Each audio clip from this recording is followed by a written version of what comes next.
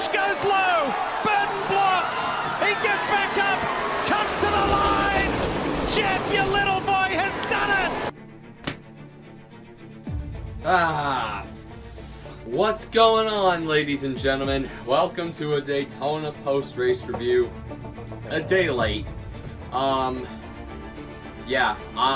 To explain why this video's late, essentially I had 4 soccer games to play in one weekend this weekend. As you can tell, I am a little more sunburnt than what I usually am. Being out in the sun for 6 hours, holy God, it was like 85 degrees for my Americans out there all day. Holy hell, it was hot. But, anyway, we got a Daytona race to recap. The Kyle Busch fan in me has, calmed down a bit. So, let's get into Daytona here. I mean, first stage, it was an interesting stage. A lot of comers and goers. And I mean, you could tell who the good cars are. I mean, McDowell was up front controlling the field. Logano was able to get up there a few times. But Josh Berryman, how? Like, what? What happened to Josh Berryman? When did he become this great super speedway racer? We will talk about Josh Berry in a bit. But, like, where did the super speedway speed come from? I knew the 4 was always strong with Kevin Harvick at super speedways, but, like, where did that come from? Where did that come from? Anyway, yeah, what else happened? I mean, Josh Berry did win the stage. Stage 1 was kind of dull, I mean, caution-wise, but, like, they were 3 wide, like, 10 rows deep. It was absolutely ridiculous. Absolutely ridiculous. But stage 2, that's when Daniel Suarez caught on fire on pit road. The 99 team, I can't remember what exactly happened, but I think they spilt a little bit of fuel, and the 11 was in the pit stop right behind them. So Denny Hamlin went to go out of his pit, got stuck behind Suarez, and then Denny Hamlin's car caught on fire, which ignited the fuel laying in Suarez's pit road to light him on fire as well. So it's like, what can you do? Daniel Suarez is on fire. That was crazy. I'm glad he made it out of it okay, because holy God, that was quite a fire. That was quite a fire. But okay. Then we get to the big one. Corey LaJoie. What a surprise. There's a wreck and the 7 cost. I mean, I like Corey, but oh man, he on the racetrack he's his own worst nightmare. He really is. But yeah, no, Corey LaJoie, he went up and he tried to give the 10 a good shot, but he pushed him a few times, like on an angle or whatever, sent him up into Chastain, who's gonna have big effects on the playoff bubble, by the way. He goes spinning right in front of the pack. There's like 20 cars involved. Chase Elliott and Denny Hamlin are already out of the race at this point. But man, yeah, Noah Gragson, I see. John Hunter Nemechek was in it. That Martin Truex Jr., Ty Gibbs and the Ronald Reagan car was in it. William Byron got a piece of it. It's crazy, man. Absolutely crazy. But oh yeah, I'm looking back at NASCAR's Twitter here to help me recap the race, and Austin Cindric had a hell of a save out of going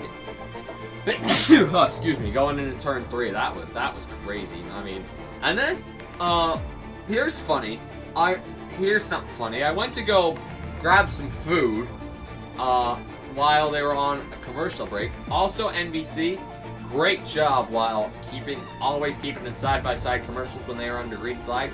Kept me in front of my TV a lot more. But yeah, no, Eric Jones blew a tire and Shane Van Gisbergen blew up on the exact same lap.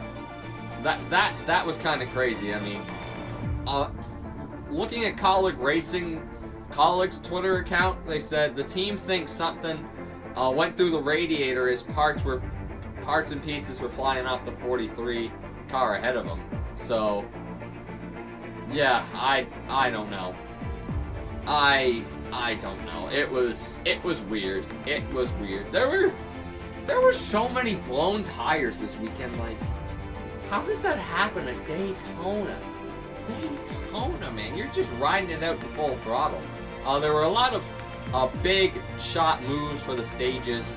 Cars going high, cars going low. Cars making runs. Some cars dropping back for runs. It was pretty crazy out there. The fuel saving only really happened if you weren't the lead car, and I mean, it's not like they were slowing the field down like 5-10 seconds a lap like they have in previous next gen races with all the fuel saving. But Joey Logano ended up getting stage 2. It was a close stage, but the 22 got it. Yeah, he had Blaney and Keselowski right behind him, the good old Team Penske trio. Well, from back in the day at least, before Brad left to start RFK. And then Michael McDowell took control for a bit of stage 3. Then Justin Haley made a big move to get by him. That was actually such a sick move by Justin Haley. And then here is where the chaos starts. John Hunter Nemechek, while leading, makes too late of a block, miscommunication between him and the spotter, goes for a spin down the back straightaway. We have a caution. Oh boy. Well, on the restart, 2 laps later, Michael McDowell gets a push from Austin Cindric mid-corner. Not the spot you really want to be pushing. Spins down to the apron, gets on his side in the air. The rear of his car flies into the driver net of Alex Bowman. Holy God, thank God he's okay. But I'm so glad that 34 car landed back on 4 wheels, because I thought to myself after, like when I seen the 34 car up in the air, I was like, holy, he's gonna fly out the track. Like, he's gonna fly into the fence and fly out the track. I was like, oh my God, there's no way. But, yeah, no. Yeah. Okay, I'm beyond tired from this weekend. If you can tell, I can barely walk. My knee has been. The best part of this weekend was my knee was injured for 3 of those games. So trying to walk on this, let alone run, is awful. Like, absolutely awful. But then, 2 laps later after that, we get the Josh Berry flip. So we have 3 NASCAR Cup Series cars in the air flipped in 2 weeks. Corey LaJoie at Michigan, Michael McDowell at Daytona, Josh Berry at Daytona. Yeah, Josh Berry did make it out okay, thank God, because that was a violent hit. You've seen him crashing, and then he just flipped right over him. Oh no. I was like, oh my God, Josh, don't. I was like, please don't go into the inside wall. Please don't go into the inside wall. Pow! He hits the inside wall. And I'm like, oh my God, that's scary. That's absolutely scary. But Josh was all right. He made it out the car okay. Would have been a wild ride, I'm sure. With the amount of time it took him to get him back upright, the amount of blood that would have been flowing to his head, I was like, Jesus Christ.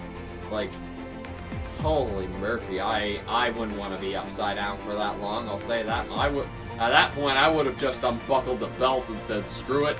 If I have to get out through the damn friggin' roof or whatever, I will.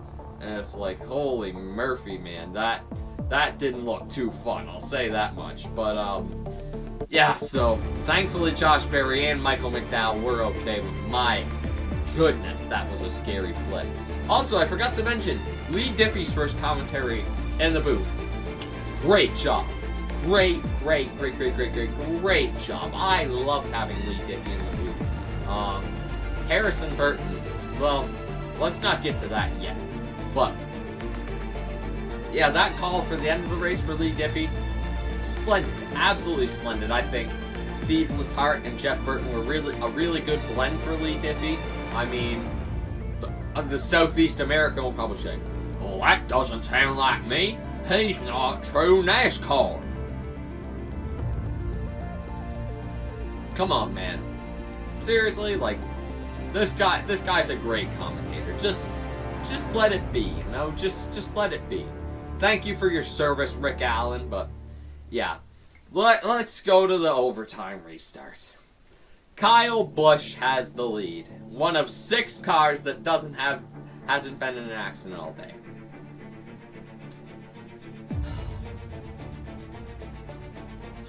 Oh, it still gives me pain to talk about it. Leads the second leads the 2 to go lap. Takes the white flag, he's halfway down the back straightaway, and then the inside line gets miscombobulated. Harrison Burton and Parker Retzlaff get together. Parker Retzlaff pushes Harrison Burton clear of Kyle Busch. They are free. Harrison Burton gets back going. He blocks the 8. He did go below the double yellow line, but Harrison Burton is your winner at Daytona. Dead last in the points to the playoffs.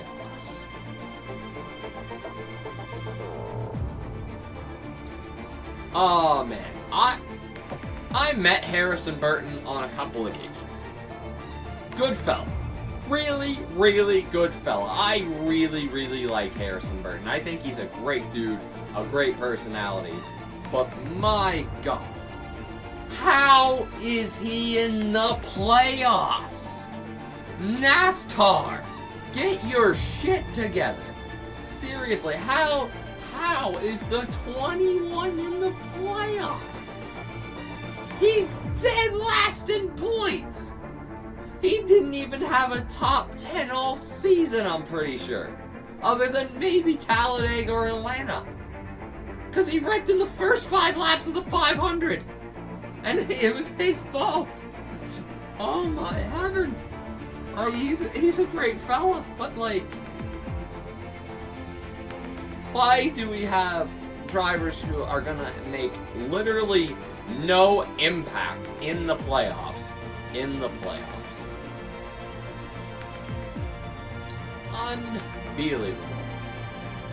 Unbelievable, man.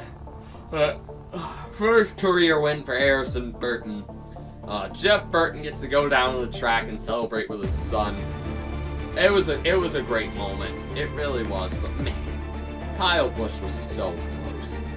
For those of you who don't know my story of being a Kyle Busch fan, I actually grew up rooting for Tony Stewart. When I started watching in late 2008, Tony Stewart was my favorite driver. But I always loved the M&M's car, and I always loved DeVille. So that naturally led me to attract to Kyle Busch. So, I mean, Tony did have his incidents in the mid-2010s, to say the least. But when Tony was kind of on the way out, that's when I started cheering for Kyle. And, yeah, man. So close. So close to that win. So friggin' close. Without that push from the 62 and the inside line getting miscombobulated, we're talking about Kyle Busch as your winner. And we're talking about the 8 car in the playoffs. Like, and I mean, Kyle Busch very easily could have dumped Harrison Burton. He very easily could have.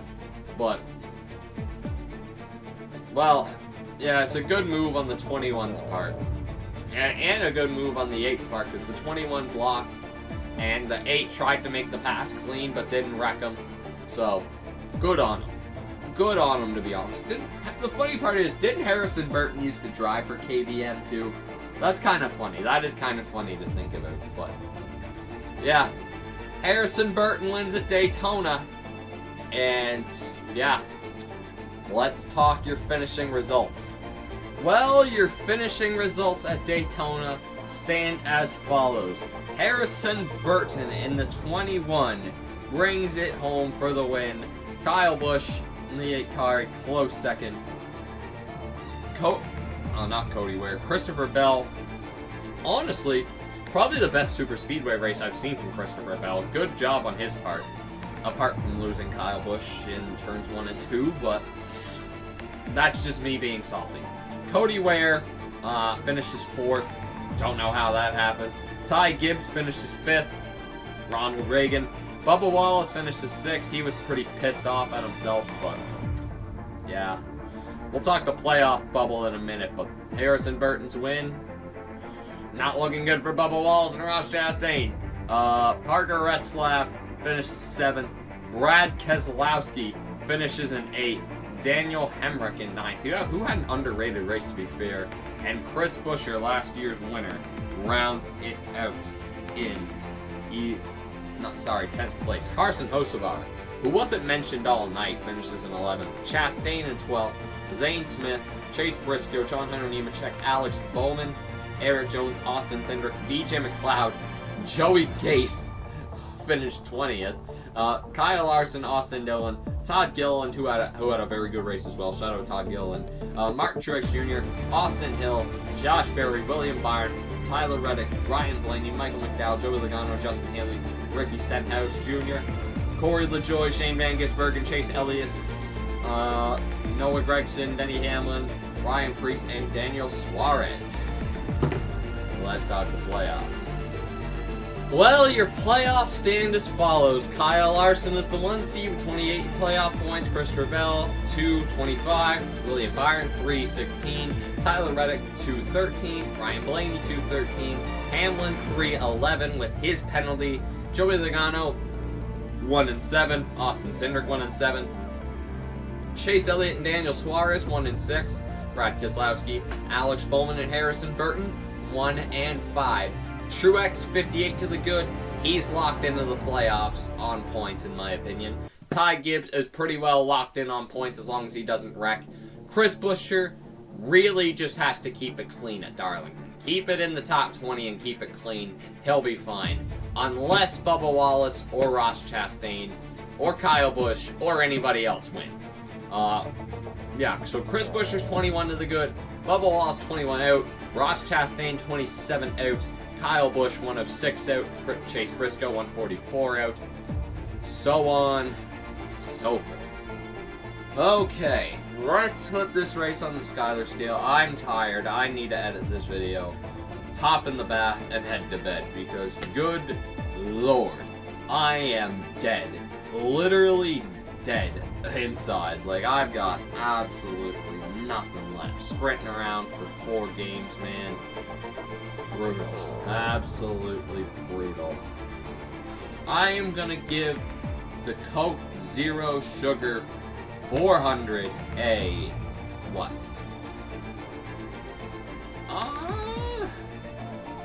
85%. This race was great.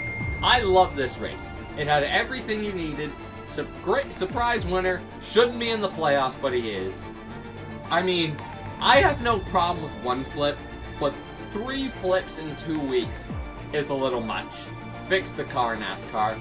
Honestly, I would have said, this race probably would have been a 90 or a 95 if it wasn't for the flips and this bullshit when you're in format. Other than that, phenomenal. 80% on the Skyler scale. And that's where we're going to leave off. Daytona, done, and dusted. Okay. We're off to Darlington next week. Southern 500. It's good to be back for the Southern 500. I love it. I absolutely love it. But yeah, guys, I will see you for the next episode of the NASCAR post-race reviews here in 2024. It's only about to get crazier, man. 11 races to go. Darlington, Atlanta, Watkins Glen, Bristol.